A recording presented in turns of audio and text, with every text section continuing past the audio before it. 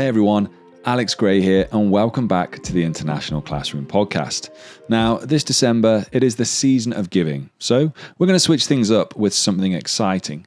Conversations into the fascinating world of educational platforms. So over the next few weeks, I'm going to be showcasing 12 innovative platforms that are transforming education around the globe.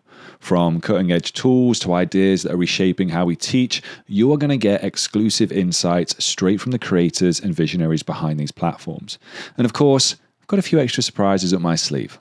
So, join me as we explore these technologies and discover how they are shaping education in our international classrooms. On to the episode. Well, Dan, thank you ever so much for joining me on the International Classroom Podcast today. Whereabouts in the world do we find you? Hi, Alex. Thanks for having us. So we're based in Newcastle, in the northeast of England. It's cold and wet and grey, but yeah, it's a great place to be, apart from the weather. Amazing. Oh, well, yeah, apart from the weather, but, you know, those people who talk to enough about the UK wise will know it's coming to almost November, and that's the time for it to start to happen. The winter months come in. And lo and behold, just as I said about editing out podcasts, because normally get someone who interrupts. Hello, you. Hello this there. Is my daughter, Olivia. Hello, nice to meet you. Hello. How are you? Nice to meet you too. How are you? Good. You're good. How old are you? I'm good. Yeah. I'm 9. 9. Oh, brilliant. How do you like living in Dubai? Do you want... It's really fun and I make so many friends. Oh, brilliant. There you go. Well, she's a natural at this. Can You I- have to watch out for your job. Oh, yeah, without doubt, in terms of you watch enough YouTube and things, don't you, about that? Can I help you with anything? No, I just want to give you hugs. You Okay. can kiss you. Love I you. love you. Oh, See you soon. see you in a little bit, Dan. No, don't worry. Love you. Love you. It's because she has an elder sister who's then out. She's gone off for like a CCF, Right. and then mum's at work, so she's just sat in there. So lo and behold, like I said, it's always going to happen. It's not a problem. I had one.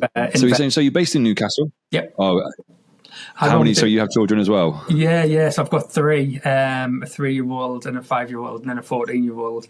And I had one with the investors the other day, and the 3-year-old came in with a blanket over her head pretending to be a ghost. And I was like, just give us a minute. And she was like, woo! And I was like, oh no. And obviously these investors were just dying laughing. And it went down really well, thankfully. But yeah, very funny. Yeah, I know. I kind of embraced it with my kids a lot of the time as well. And people have come up to me and it's like, oh, how are your children? Like, we've seen them and certain things. It's like, you know what? It's just more of a, this is what it's really like. This is what it's really like. Yeah. So that part aside, Dan, how would you like to introduce yourself to our listeners? So I'm a graphic designer. I've probably worked with a lot of your listeners, especially based here in the UK. We create bespoke educational resources for schools. So I've been helping teachers to take their learning resources and make them more engaging for young people. I'm a graphic designer. I'm a dad. And yeah, that's pretty much it, really. So how do you go from being a graphic designer ending up in the educational sphere? Yeah, so I did what a lot of people do when they're young. I thought, I had a degree. I was working in architecture. The housing market was starting to crash. And I did what a lot of people do. I thought, oh, maybe it's teaching, holidays and all of the things, all of the benefits that people only think about when they think about teaching. So I went and became a cover supervisor at a school up here in the northeast of England. And I really enjoyed it. They offered me to put me through my teacher training and things like that. But yeah, I realised it takes a really special person to commit a life to teaching and to education. At which point I got offered a position in a school as a graphic designer, providing their marketing resources and things like that. And I quickly realised that that stuff's important. Schools are businesses now, and they need to kind of promote themselves to new students and new parents and things like that. But for me, where the value was actually helping teachers to create really engaging learning resources, stuff that they could actually use in the classroom. So we did that, and I then got asked to do some work for a partner school, and that partner school was a teaching school, so it had lots of visitors from teachers around the UK. And because we designed these huge posters for them, we quickly got asked to do a little bit more and a little bit more and a little bit more. And it went from there to becoming a full-time business where we've got, printing presses in the room next door now. We export stuff to schools in Tokyo and Australia and America. And we print, 500,000 exercise books every year for schools here in the UK. So it's been a bit of a learning curve, but I think it's a really rewarding sector to be in. It's really cool. Yeah, amazing. And it's one of those that is really important, but quite often overlooked, in terms of ordering stationery or books and being able to add into it, like you've said, these components that make it engaging and fun or even interactive. And one of the things when we're doing some research you talk about is like the feedback-led exercise book. So the world's first, as it were, feedback-led exercise book. Can you tell me a little bit more about that? Yeah, so again, when I was still working in school, I often saw teachers leaving feedback down the margin of the book because there was no space left to write the feedback that you wanted to leave. And it was a really challenging school. I was like, you're lucky if you're getting the students to complete the task, never mind go back and read the feedback, and especially turn the book upside down, read your scribbling down the margin and things like that. So I kind of designed a book where there was dedicated spaces along the bottom where, students could ask a further question if they weren't confident enough to put their hand up in class, which was something we had issues with in the school. We had kind of what went well and even better if boxes along the bottom for teachers to leave dedicated feedback. And it went really well. I think in the first year, we printed 100,000 books, and it was all just off word of mouth from Twitter. And we've been really lucky that kind of it's just grown from there. We had a number of companies come along and try and, steal the design and things like that, which is always a bit of a nightmare. But they were companies who, they printed flyers for nightclubs. They did kind of menus and things like that, and they quickly fell by the side. I think if you're working in education, you really need to be in it. You need to be aware of the changes that are happening, and how schools quickly move on to the next learning idea or the next kind of marketing strategy and things like that. So we've been able to keep up with that, and then we offered a full bespoke service, so schools would get in touch and say, actually, we love this design, but it'd be a bit better if we could add in this box, or it'd be a bit better if we actually never use this feedback box, or we never use this kind of extra question box. So we allowed them to start editing that themselves. And again, branding those resources as well, being able to add school logos, being able to add posters and displays and worksheets. Again, saving teachers time so they're not sticking stuff in afterwards and making a mess of the books, so it's all pre-done.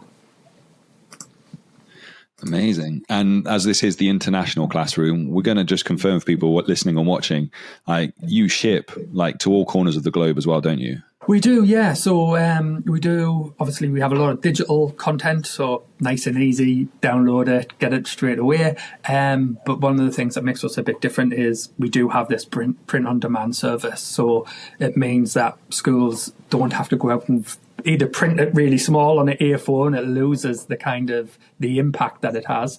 But they can just get them printed and we ship them off around the world and things like that. So it's been great. That's amazing. And really just as again, a really exciting journey because things that I'm interested in at the moment are just to do with diversity. Mm-hmm. and really about cognitive diversity. And so for you who are not, not teacher trained and to come in and be able to basically have a very different frame of reference, a different perspective of see what's going on. Because when you say it, it sounds just like common sense. Oh, why don't you just print books that have boxes for teachers to do that? Yeah. But you know what? Why, if it was just commonsensical, why is it that teachers have missed it? Why over the years have all these other people that work in it missed it? And I find it sort of so fascinating and interesting that, the someone from a different background with a different frame of reference is able to see this. And so from that, I'm really interested in kind of what your key lessons have been in terms of going through this journey and building this company, what you've taken from it. Yeah.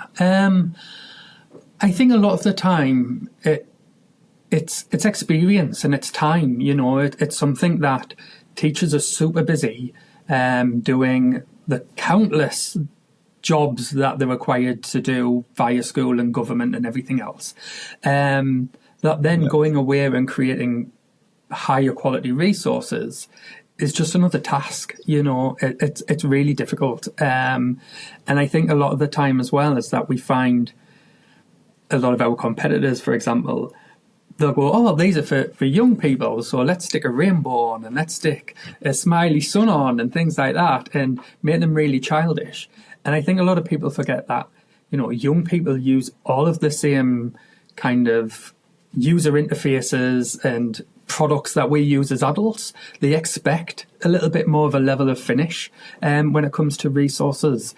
So I think being able to look at a problem, use design thinking, which is something we're kind of experts in, and just look at how you can fix them in a different way, and whether or not that's including a little bit of design to make them more engaging, making sure that the formatting's correct. We often kind of get resources from teachers where they'll say, Dan, can you turn this into what can you put this in the book and just on one page? But then they'll send 4 pages of content and you're like, we're not wizards. But if we format it correctly, we can get the majority of it in there. Yeah. Or you'll see teachers create a worksheet where they ask for a paragraph of work and then they'll leave a box that's this big and you're like, sometimes it just needs a little bit more time and a little bit more thought, I think, when it comes to creating resources.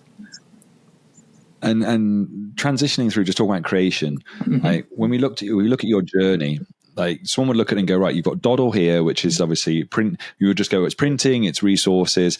And in the back, we can see this study blocks and AI. And you might on the surface of it look and go, these things seem completely unrelated. The two look like on the surface 2 completely different companies. Yeah. But actually, when we now dive a little bit into study blocks and talk about the journey, it's almost seems like you're giving the power back to educators in terms of being able to design these engaging and unique resources and tasks for students. So how did the idea of study blocks come about for you? Yeah, so obviously, Doodle has been, it's a service business.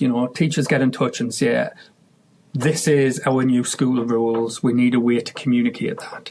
And we would go away and we would create a resource and send it back to them. And over the last decade or so, we've created around about 10,000 resources and 10,000, that's displays, worksheets, exercise books, things like that. And we've always thought it'd be great if we could take away a little bit of the work from us, and give it back to teachers so that they can make those resources themselves, that they can change it quickly rather than coming back to us and saying, Dan, can we change that and it taking a week or what have you. So what we're busy doing is uploading those 10,000 resources and all of the design assets that we use here at Doodle.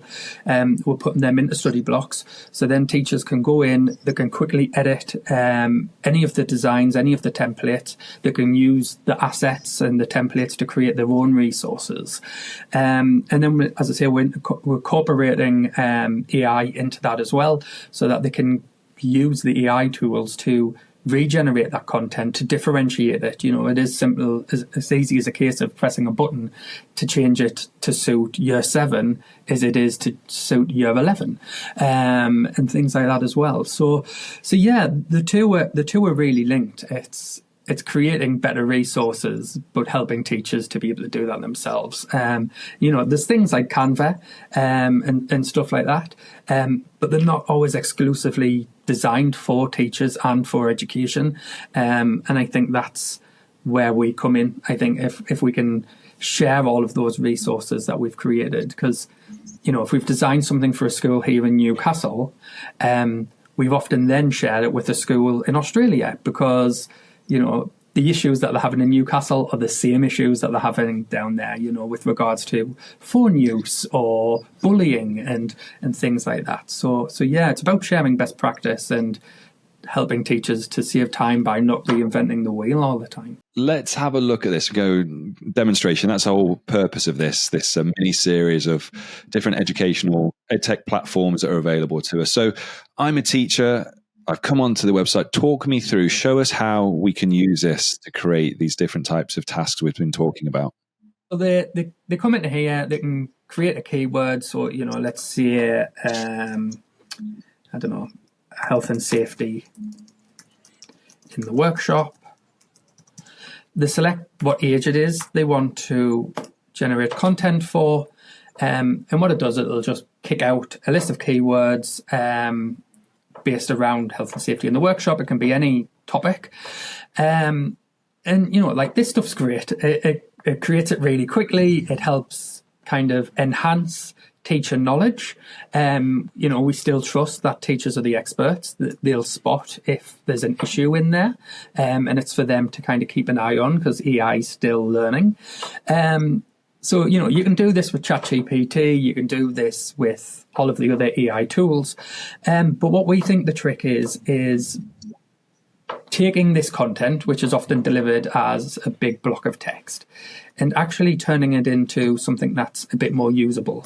So what you can do is you can open up the Study Blocks editor, and you can copy and paste that content into a brand new design.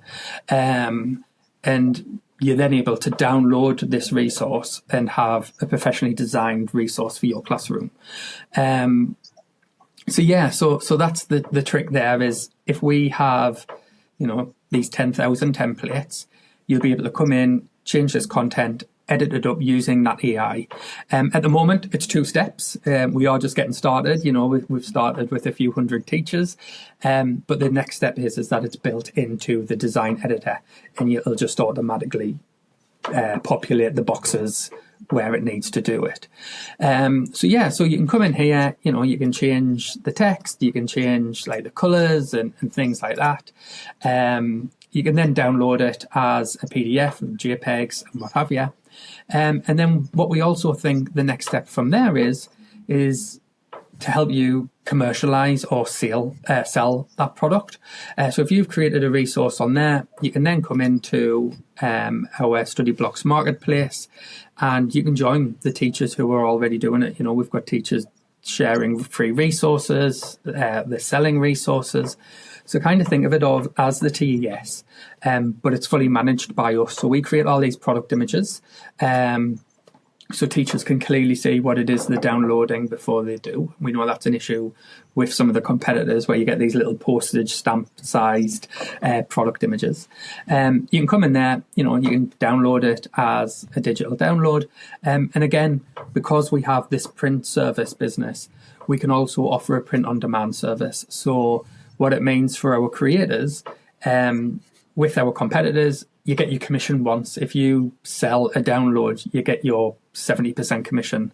Whereas with Study Blocks, if a school comes along and says, actually, we need 5 copies of that poster, you get your commission based on the 5 prints that you've sold rather than just the download. And what that means is that obviously it bumps up creators' sales. It saves teachers having to go out and print things themselves. And one of the schools we're working with, over the last 6 months, they've been able to buy a 3D printer for their workshop through the sales that they've had here on Study Blocks. And it was something they weren't able to do with their existing budget. He was like, I've wanted a 3D printer for like the last 10 years, but we've never been able to afford one. But by sharing some of his workbooks, he's now been able to buy a 3D printer for the classroom. So that's been really great. And one of the other things that we're doing that's a little bit different to the market leaders is we're working together with schools. So obviously schools have thousands of educational resources, often, locked away in files on computers. And what we're saying is send them to us. We'll do, the design and the professionalized versions of them. We'll differentiate them, we'll expand upon them, we'll create extension tasks and things like that. And then we'll share them here on the Study Blocks marketplace. So that means that budgets can be improved in schools as well as just teachers' individual budgets. It'll improve department budgets as well. So yeah, we broke it down into 3 steps. We've got that AI tools, we've got the design editor, and then we have the marketplace where you're able to share and sell your kind of creations. That's amazing.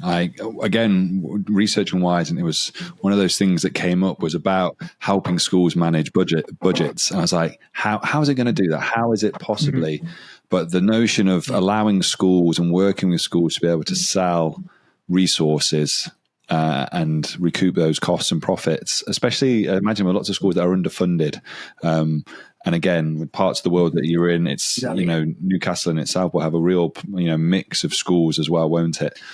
It's a great concept, a really, really good concept. And obviously the feedback you're getting from schools around, I imagine you've got lots of it, but can you just give us an example of, I know we've had the one about the 3D printer, but, any other feedback that schools are giving you at this moment about it?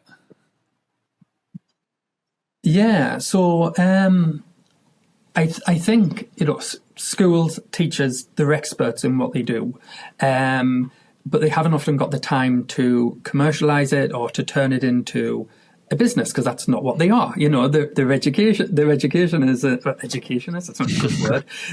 They're educators, and we've seen things like White Rose Maths here in the UK, which is a spin out from an academy chain. They decided they had loads of maths resources. They thought, we can commercialize this. We can share it with other schools to help support schools, but it also becomes a business. And we believe that a lot of schools are in that position. A lot of schools have expert resources that just need that little bit of polish, that just need to be shared with the community so that they can improve their budgets and they can improve the outcomes for young people by being able to offer them better services. So what we've done, we're very slow, we're kind of onboarding teachers, but we approached 3 of the academy chains that we work with regularly. So we've got Passmore's, the Two Counties Trust, and then Maiden, which is the Nova Education Trust.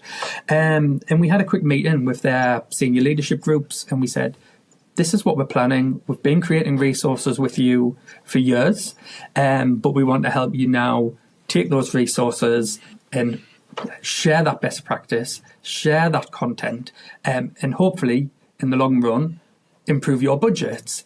And all 3 kind of academy chains kind of snapped our hands off, and it is simply a case of them sending the existing resources they have. They send them to us, we design them, we send them back. We say, this is what you get now. So instead of having, that word art resource that they originally designed, they get back a professionally designed resource. They get back extension tasks, which might be quizzes, extra worksheets. It's all differentiated, so we can set it, as I say, from year 7 to year 11 and things like that. And then we share it here on the marketplace. And if it's useful to another school, it's brilliant. It saves teachers time. And if it makes a little bit of money to support the creators school, then that's only a good thing as well. So the Two Counties Trust, for example, they're using the money that they're going to make to improve literacy across the school. So it's going to improve the school library. And that's what they've set as their key target for their Study Blocks Commission, is to improve the library and to get more books and to improve reading in school, It's fantastic. I think it's a conversation beyond my scope and maybe a conversation beyond your scope, but there's going to be people out there listening and watching going, hey, this is a great idea, but why is that having to happen? And I'm going to park that, but I'm also going to make people very much aware, and I'm sure you're very much aware of, because you're dealing with these schools, that in the real world, in reality, we don't want schools having to do that. But unfortunately, as educators, no matter where we are in the world, it's unfortunately the world we live in right now, isn't it? And so, I think it's great. I think we often have a little bit of feedback, and it's often from older teachers who come back and say, we used to just share all of this stuff for free. And like, that was brilliant. Like, of course it was, you know.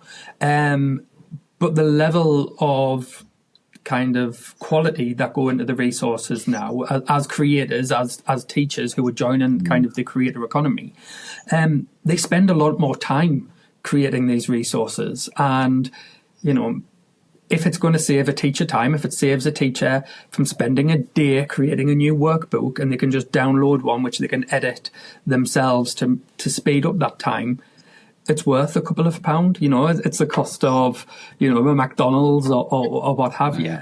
And equally, I don't believe that teachers should be spending that money. It should be coming from school budgets, and that's why, you know, we accept purchase orders and things like that, which I know the other two don't. The market leaders don't. But yeah, it's really unfortunate. It's a really difficult space that kind of the education sector's in. Hopefully, we're going to see the end of austerity with the new government, at least here in the UK. But I think the cat's out of the bag. You know, we've got these huge marketplaces now, like Teachers Pay Teachers, like the TES, where resources are sold. We do still have a lot of free resources. We encourage teachers to share resources freely if that's what they're able to do. But if they do spend a lot of time creating something, you know, we think it's fair to be able to sell it. And whether or not it's the download that's free and then the actual physical product, the printed version of it is a sold thing, then that's great as well. But yeah, fingers crossed, things get easier for schools, budgets improve and everything else. But at the moment, while they need that help, and if this does help them, then hopefully it's a good thing for everybody. I completely agree and completely for it. And it's like we said at the start, isn't it? It's a frame of reference. So from someone who's not necessarily an educator per se, you know, to have, you know, a different point of view and a different way to have a look at it and come up with what is in sense, it's an innovative approach. I think it's a really positive thing. And I'm curious in terms of thinking about innovation. What are the things that you want and, say on the horizon for Study Blocks that are maybe going to be, again, continue to innovate and introduce new ideas? Yeah, I think you're right. I think it is about adding more. It's always about giving more value for money. Giving more value for money means that, like, you know, if a teacher's downloading a resource currently from the TES, it might be designed in Word, the formatting might not be right, what have you. Whereas through Study Blocks, it's gone through a designer, it's gone through a member of the team, it's been created with all of these kind of engaging elements to hopefully improve learning. But I think moving forward, it's about incorporating more of like the new technology. You know, it's instead of having those two steps that we mentioned earlier, it's having it all in one platform. It's having it all in one step so that you can very quickly click a button and say, actually change this text to suit a different age group or to suit a different language. You know, if you've got English as additional languages, you'll be able to change that text and translate it on the fly. So we see all of that. We see, obviously, working with schools has been a really strong way forward. But we've also been working with businesses as well. So we work with Pearson, for example, to create a bespoke design and technology workbook, which tracked along with their curriculum and exam offering. And the idea there is that for Pearson to do it, it would take a year because, you know, there's such a big company and there were so many hoops to jump through. But with us, they sent us what their exam kind of path was and what the curriculum path was. They sent us some resources, and within a week, they had this professionally printed workbook, which is now being used in hundreds of schools around the UK. And it means if a teacher's off, they've got a resource where students can still make progress, you know. So it's about that. It's about kind of using AI to just make education that bit more engaging and easier to keep up with, you know. If there is an issue in school, students can still push forward and you've mentioned this, and we've got to have that check. Is like, this is a business at the end of the day. You've transitioned, as you say, from the architect into the school, into a very, very successful business. And we're seeing more teachers and almost what you're advocating for, these what almost like educationalpreneurs, as it were. I don't know, there's a term for it, like the edupreneurs, teachers who are similar to what I want to do, going into and trying to be entrepreneurial and develop something and really, make of, something and stack the skills that they've got and the things that are available to them. And you've done it very, very successfully and probably with the right values. And in that sense, for the people, teachers, listening and watching with this, what advice would you be giving to aspiring entrepreneurs who want to make meaningful impact in education? Yeah, I think you're right. I think it's about coming at it with the right set of values. It's understanding that education is hard. Like, teaching is really, really hard. And if you can create something that makes somebody's job easier, or you can, create a resource, or you create a podcast that explains ideas easier for people to understand, what have you, it's got to be of value, so I think it's about coming at it with the right values, doing it for the right reason. You might never get rich. I don't think there's many of us who are going to become millionaires and things like that because of it. But it is there to kind of subsidize a salary. It is a great way of, we had one creator who came back and they sent an email saying, Dan, can I have a payout from my commission? And I was like, yeah, of course. And they were like, it's me birthday. Me and my husband haven't been away together for a couple of years. So we're booking a hotel and we're going to stay in a hotel. We're going to have a nice meal. We had another one who had been on long-term sick with long COVID, and she was returning back to work, and she uses her Study Blocks commission to hire a cleaner.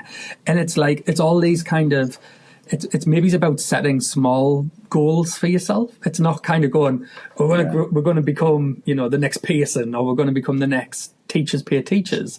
It's about saying, how can I improve other teachers' lives, and also what's the value for me? What can I get out of it? And if it's, hiring a cleaner, or having that extra night away, or being able to subsidize your salary, it's a great thing to do, and it's really rewarding seeing teachers use your resources. We had a teacher who created some free resources through Study Blocks. It was some design technology, numeracy posters and things like that.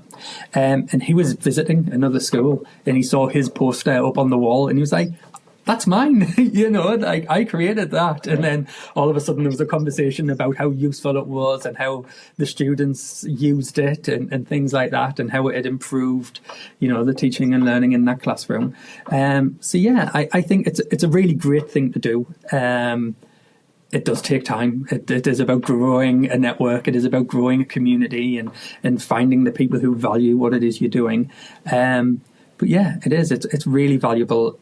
It's really rewarding, especially when you're having an impact in a space like education.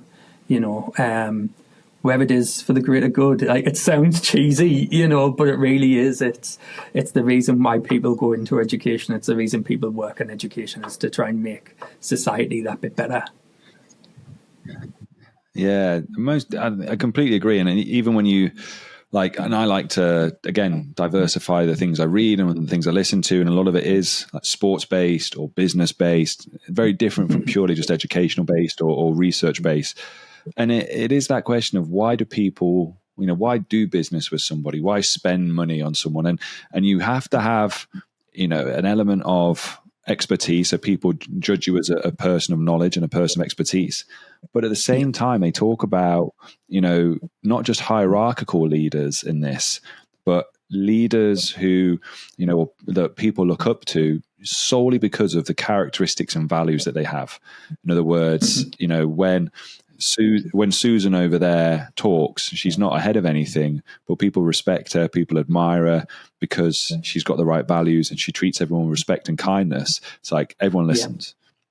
And it's that idea of people will do business with people they like, and and that has to have a human touch to it. And I can completely agree in terms of what you've said about values and about what you can offer other people, not just for the sake of it, but also because it's going to have that positive impact on them.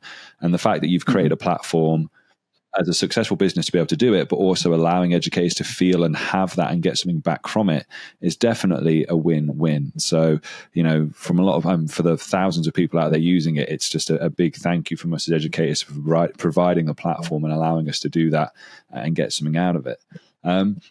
Just to shift tack as we finish this one off for you. More of a fun question, more of a creative question for you. Maybe you can put a bit of design thinking into this one. So if you could design a dream AI tool for education, no limitations, what would it be and why? Good question. I think it's just got to be that thought partner. It's not something we want to be replacing teachers. I know there's a lot of talk about, there's that Simpsons episode where they've all sit in the classroom and it's kind of sponsored by Pepsi and there's just a big telly at the front and it's all delivered by that, I think it's that thing of being a reliable thought partner. It's being that person where you can go in and say, I'm creating a resource that I want to do this. Give me some ideas on how I can deliver it. Give me some ideas on, how it can be improved and things. And at the moment, it does that. It's a great first step where AI is, and it's only going to improve. But I think the massive improvements for education would be in kind of accuracy, making sure that there isn't those mistakes, that you end up having to go through it again, or having a student put the hand up and say, is that right? So I think there's that. And I think as well, it's that what you do with that content at the end. It's having that AI that, creates the worksheet for you rather than just giving you that block of text. It would be brilliant when it comes down the line where it gives you that finished article, and it really does start to save you time. And it's coming, that there is kind of examples and things like that now. It's not great, but it's going to get better. And I think that's what I would have, and I think where we come into that is it's all great having all of this resources and all of this content. It's then about being able to share it really widely with the community, to help other teachers from having to restart and redo it themselves. But yeah, AI is brilliant. It's a little bit scary.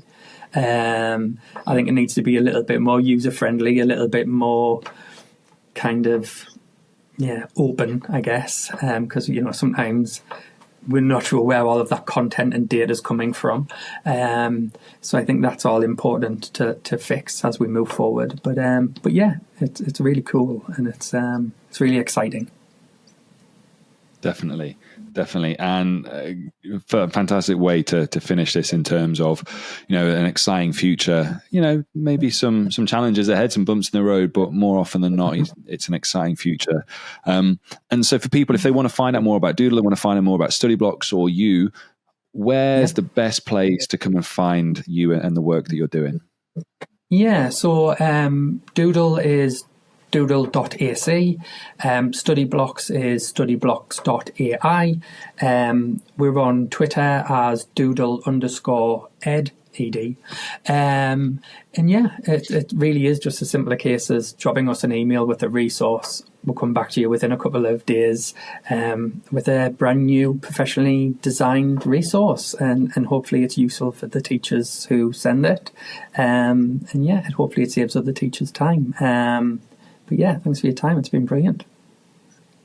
Amazing. Well, thank you for coming on and speaking to me today, and sharing the fantastic work you're doing, and showing us around, the study blocks as well in terms of how easy it is for educators to make these fantastic and engaging resources. But also the key thing is, supporting the educational community and allowing teachers, allowing schools to actually, get value and something back from the resources they generate. I mean, I'll leave you with this one, and then we talk about people going into schools and seeing the work and like, oh, this is great.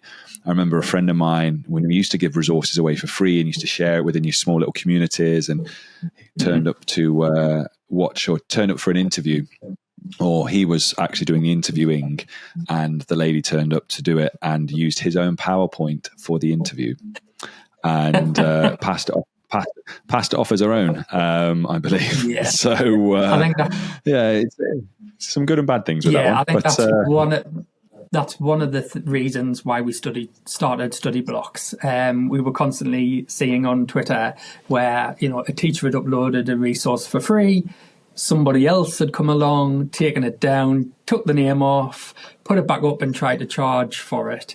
That's why we made it fully managed, so it goes through a person before the resource is put on, and we verify all of our users, so all of our creators upload a form of ID just to keep people honest, because unfortunately it does happen. People do pass off work as their own and things like that. But it's hard. Yeah, I can imagine. Well, Dan, you keep doing what you're doing. You're doing great work out there, and we really appreciate you. And we appreciate you taking the time to come and show us and take us through it today. So thank you ever so much. No problem. Thanks for having us.